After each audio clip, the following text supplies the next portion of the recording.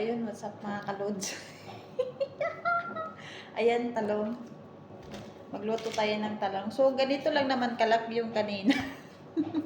So, yun, magluto tayo ng talong guys. So, may dalawang klaseng talong dito. So, merong bilog, tsaka ito.